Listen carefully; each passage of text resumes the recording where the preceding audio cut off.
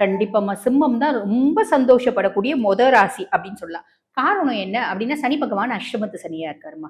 அஷ்டமத்து சனி அப்படின்னாலே பொதுவா 7 நாட்டு சனியில 7 1/2 வருஷத்துல சனி பகவான் என்னென்ன மாரி படிப்பினைகள நம்மளுக்கு குடுப்பார். 4 சாத்து சத்தி சொல்ற பேச்ச கேளு அப்படிம்பாரு ம். பார்த்தீங்களா? அந்த மாரி அதே பலன்கள 2 1/2 வருஷத்துல ரொம்ப ஃபாஸ்ட்டா குடுப்பார் அஷ்டமத்து சனி.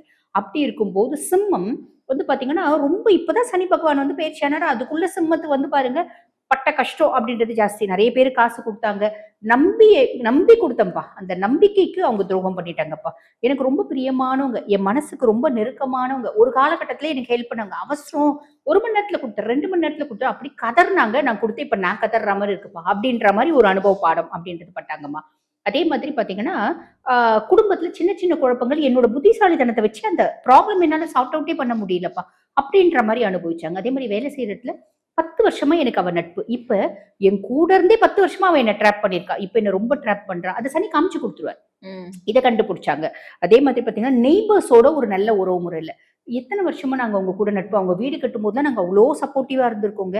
ஆனா இப்ப அவ என்னவோ என்ன முழுசாவே பகையா நினைக்கிறா. அந்த ஆளு என்ன முழுசாவே பகையா நினைக்கிறா. என்ன பத்தி தேவையில்லாம காசிப்ஸ்லாம் பேசுறா. இந்த மாதிரி ஒரு கஷ்டங்கள். கடைசி ஆரோக்கியம் சார்ந்த பிரச்சனைகள் அப்படின்றது சிம்மத்துக்கு ஸ்டார்ட் ஆயிடுச்சு அப்படின்லாம். இத சனி பெயர்ச்சியான கொஞ்ச காலகட்டத்திலே இவங்க அனுபவிச்சுட்டாங்க. அப்படிப்பட்ட சிம்ம ராசி அன்பர்கள் இப்ப குரு பெயர்ச்சி ஆகுறாரு. அதாவது 1/6/2026 குரு பகவான் மிதுனத்திலிருந்து கடகத்துக்கு பயிற்சியாகி உச்ச பெற்று அமர்றார். அவரோட 9ஆம் பார்வை சனி மேல படுது. உச்ச பார்வை. அப்ப ஆல்மோஸ்ட் சனியிலிருந்து என்டையர்லி ஃப்ரீ சிம்மம். இது உங்களுக்கு பெருத்த ரிலீஃப்மா. பெருத்த ரிலீஃப். தலை மேல 5 பாறாங்கல்ல தூக்கி வச்சு நான் நடந்துன்னு இருந்தேன். 5 பாறாங்களையும் தூக்கி இப்ப என் ஃப்ரெண்ட் சொன்னா. 5 பாறாங்களையும் தூக்கி போட்டு என்ன பண்ணிட்டான்? என் தலையில ஒரு பஞ்சு மூட்டைய குடுத்துட்டான். அப்ப எப்படி இருக்கும்? அந்த மாரி ஒரு பெருத்த ரிலீஃப் ரொம்ப சந்தோஷப்படக்கூடிய ராசி இது அப்படின்னு சிம்மம் அப்படின்னு சொல்லலாம். அதே மாரி பாருங்க, இந்த ராகுனால சில இம்பாக்ட்டையும் அவங்க அனுபவிக்கிறாங்க. இது வந்து தொடரும் அப்படின்லாம்.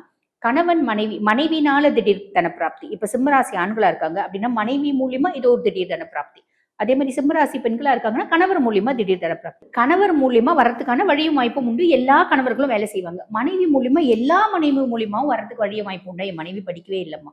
அவங்க வந்து வேலையே செய்யல. அவங்க ரொம்ப நாளா ஹோம் மேக்கர். அப்ப அவங்க மூலியமா எப்படி வரும்? அப்படின்ற சந்தேகம் இருக்கும் இல்லைங்களா?